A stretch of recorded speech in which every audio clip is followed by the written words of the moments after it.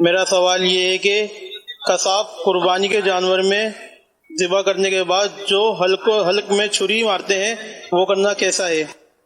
اس کو تو کئی دفعہ میرے سنت نے اپنے مدنی مذاکروں میں بھی اور الگ سے بھی کئی دفعہ بیان فرمایا ہے. اس کی حاجت نہیں ہے، بیجا زیادہ ظلم ہے جانور پر، اس کو تکلیف پہنچانا ہے، بیجا تکلیف ہے کہ جب اس کی وہ رگیں کٹ گئیں جتنی رگیں کٹنی تھیں تو اب اس کو ٹھنڈا ہونے دیں.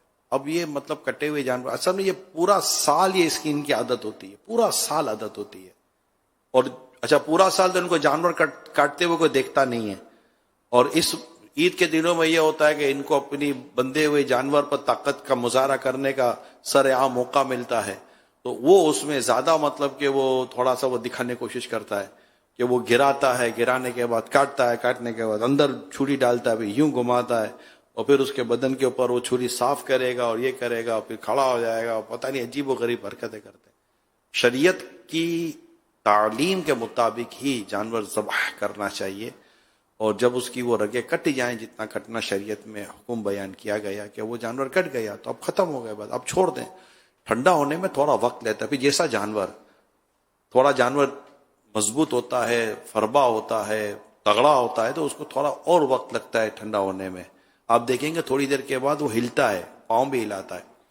اور بعض جانور ایسے ہوتے ہیں کہ جو جلدی ٹھنڈے ہو جاتے ہیں، تو ٹھنڈا ہونے کے بعد پھر اس کا جو ایک طریقہ کار ہے اس کے مطابق کیا جائے.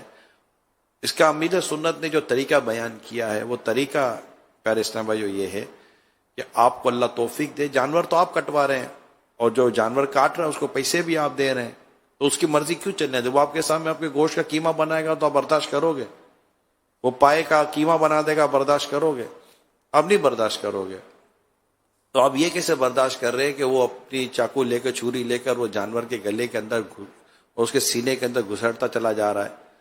اس سے کاٹ لیا فوراً، پہلے سے بات کے لے بھائی اتنا کاٹنا ہے جتنا ہے، اس کے بعد آپ جناب چھڑیاں نہیں چلاؤ گے، اب ہمیں اب دے دیں واپس.